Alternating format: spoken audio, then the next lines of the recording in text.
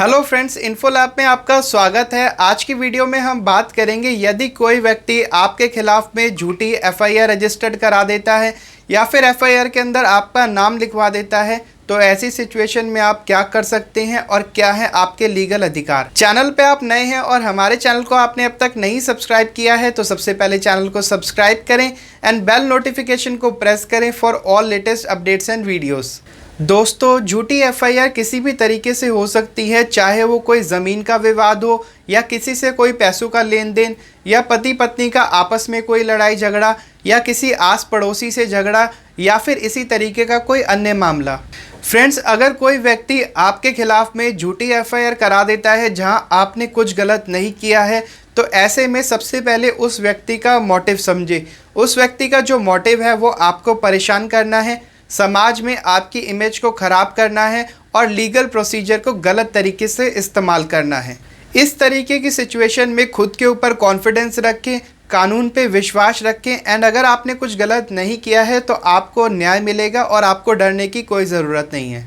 सबसे पहली चीज़, एफआईआर पे पुलिस आपको या तो पुलिस स्टेशन बुलाएगी पूछताछ के लिए, इन्वेस्टिगेशन के लिए, या फिर कॉल के माध्यम से आपको संपर्क करेगी। पुलिस के बुलाने पे डरने या घबराने की ज़रूरत नहीं है। आप जाके उस पुलिस ऑफिशियल से मिलें जिसने आपको बुलाया है पूछताछ के लिए, इन्वेस्टिगेशन के लिए। मिलने पे आप बता सकते हैं कि जिस दिन क्राइम हुआ, जिस दिन एफआईआर रजिस्टर्ड हुई, उस दिन की क्या पोजीशन थी और किस तरीके से आपकी इन्वॉल्वमेंट नहीं है क्राइम में, और जो भी अपना पक्ष है वो आप उस कंसर्न पुलिस ऑफिशियल के सामने रख सकते हैं। इसको एक एग्जाम्पल की मदद से समझते हैं। सपोज़ एक व्यक्ति की लड़ाई होती है दूसरे व्यक्ति से। इस लड़ाई के अंदर एक का सर फूट जाता है और जिसका सर फूटा है, जो पीड़ित व्यक्ति है, वो आपका नाम लिखवा देता है एफआईआर में, जिससे आपका कोई लेना देना नहीं है, जिससे आपकी कोई इन्वॉल्वमेंट नहीं थी क्राइम में, और फिर भी आपका नाम एफआईआर में आ जाता है। ऐसे में आप बता सकते हैं उस कंसर्न पुलिस ऑफिशियल को, इन्वेस्टिगेशन ऑफिसर को, कि आपकी कोई इन्वॉल्वमेंट नहीं है क्राइम में। आपके पास जो भी प्रूफ है like audio recording, video recording या फिर फोटोग्राफ, आप उसको पेश कर सकते हैं उस इन्वेस्टिगेशन ऑफिसर के सामने। फॉर एग्ज़ाम्पल, अगर आपने उस दिन कहीं सिटी से बाहर ट्रैवल किया था तो आप वहाँ का होटल बिल उसको दिखा सकते हैं या फिर रिसिप्ट दिखा सकते हैं उस कंसर्न पुलिस ऑफिशियल को। एंड आप सबके पास में मोबाइल फ़ोन होता है, आपने अगर कोई फ़ोटो क्लिक करी थी तो आप कभी भी देखेंगे फ़ोटो की डिटेल्स पे तो टाइम और जगह लिखी हुई आती है, उसके ऊपर डेट भी लिखी हुई होती है।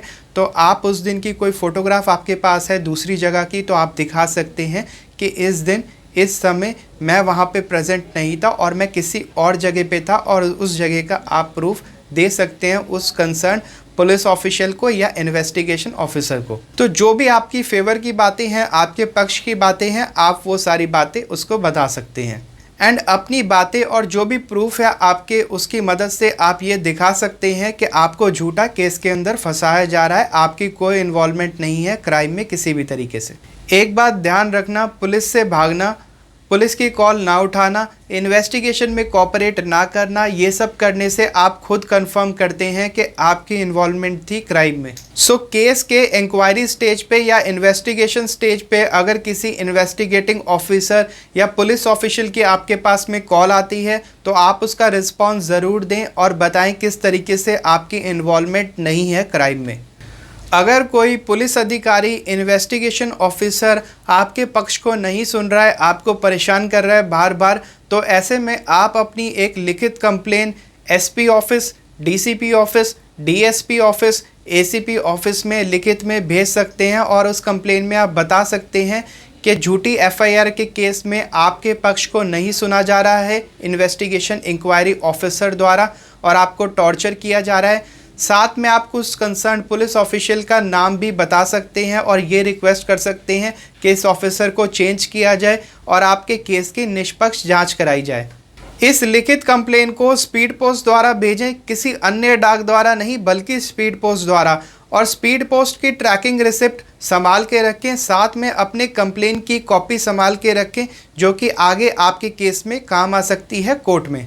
एक मेरी बात ध्यान रखना, आप अपने केस में कंप्लेन की कॉपी और एफआईआर की कॉपी फ्री ऑफ कॉस्ट ले सकते हो पुलिस स्टेशन से। वहाँ पर आपको किसी भी इंस्पेक्टर, कांस्टेबल या एसआई को 500,000 रुपये देने की ज़रूरत नहीं है। अगर किसी गंभीर अपराध के केस में आपके अगेंस्ट एफआईआर हो जाती है तो वहाँ पर आप एक एडवोकेट की मदद से हाई कोर्ट को अप्रोच कर सकते हैं और स्टे ले सकते हैं अपने अरेस्ट पे। एंड कोर्ट के अंदर अगर ये प्रूव हो जाता है कि एफआईआर झूठी है, इनफ मटेरियल है रिकॉर्ड पे जो ये शो करता है कि आपकी कोई इन्वॉल्वमेंट नहीं थी क्राइम में, तो ऐसे में हाई कोर्ट जो है वो एफआईआर को रद्द भी कर सकता है और क्वैश भी कर सकता है।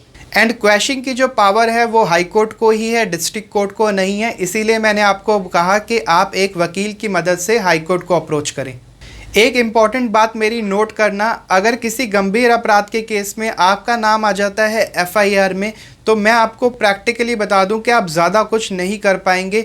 ऐसे में जल्दी से जल्दी एक वकील की मदद से अपने केस में प्रोसीड करें और एक वकील ही आपका जो है बचाव कर सकता है आपके केस में। सो जितनी जल्दी आप एक एडवोकेट को एंगेज करेंगे उतना ही अच्छा रहेगा आपके लिए और आपके केस के लिए।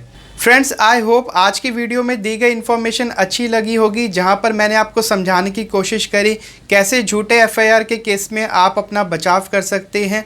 I hope you like this video, so like button को प्रेस करें, इस यूज़फुल इन्फॉर्मेशन को शेयर करें among your friends and family members.